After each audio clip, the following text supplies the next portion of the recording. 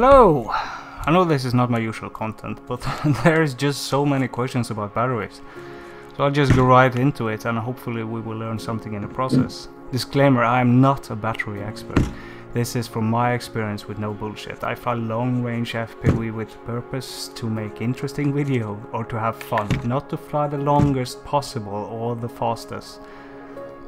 The most common question I get is how long can I fly with a 5 amp battery or the 8 amp Li-ion? And when I tell them, they have some fancy number in their head because some YouTuber on a football field says it can hover 10 times that. But think about this, flight time depends on two things: what amperage your quad is pulling and what your mission is. If the mission is hovering on a field, then 8 amp hours will last for over 30 minutes, but if you're mountain surfing, then your battery will never reach that time.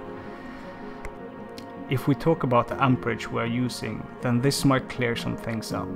If I know that point A is 5 kilometers away and 2 kilometers up a mountain with lower air density, colder weather, a completely different wind condition, then even if the battery is at 50%, I can't start a new run because I risk the quad and the footage.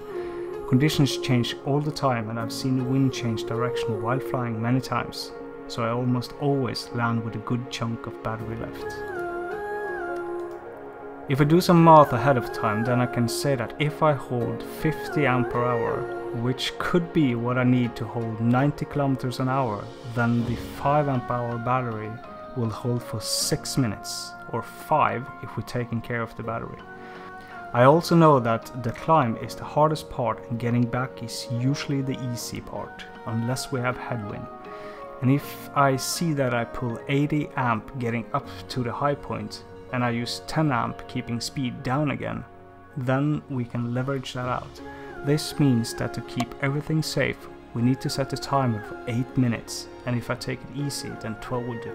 I also usually do the scouting with a 5 amp hour battery, or even some random 1600 lipos or something.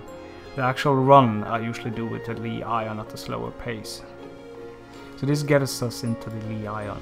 My DJI Li-ion is built as a SucceX 2P 5 amp hour that can sustain a 35 amp hour current draw. This means that I can have one pack with 12 batteries, 6 in series by 2 in parallel, or 2 packs of 6 batteries in series that are run at the same time.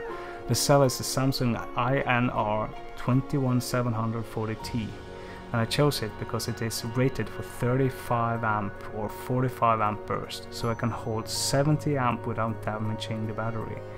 I can charge it to 4.2 and discharge it to 2.5 per cell, and it has never failed me. The usual battery for Li-ion is the Sony VTC18650 and is rated for 20 amp, so in a 2P you can hold 40 amp or burst 60 amp until it hits 80 Celsius. This is also the battery that most vendors use for their Li-ion, like the full send 6 amp hour, that I also use. So let's take a look at the scenario here. So this is Google Earth Pro, and down in the corner here you can see the elevation of the mountains. So if we hover over our spot here, we can see that it is 1.2 kilometers high, right? And if we want to plan a route, and of course we've got to take this spot right here, and we want to plan this flight. So the scary part is actually everything here. We can say goodbye to the quad at any point here, really, but the fjord is 2.2 kilometers wide, so we can say that it will take 1 minute and 20 seconds to cross it. And that's 2 minutes and 40 seconds over water with strong winds. Yeah.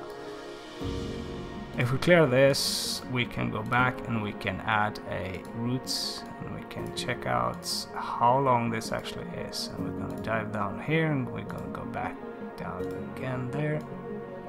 And we have 9 kilometers. So this will actually be a bit longer because we're gonna swoop around and we're gonna do some things and stuff. But if we say 9 kilometers at 90 kilometers an hour, that is 6 minutes.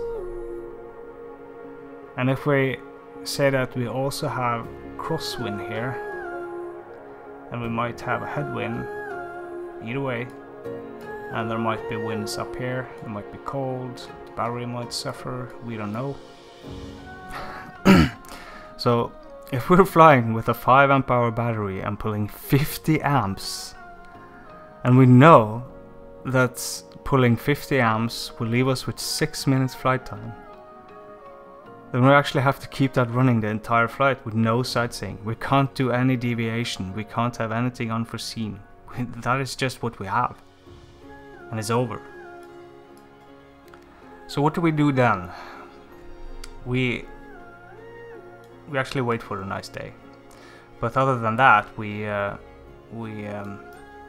use the 8 amp. We take it slow.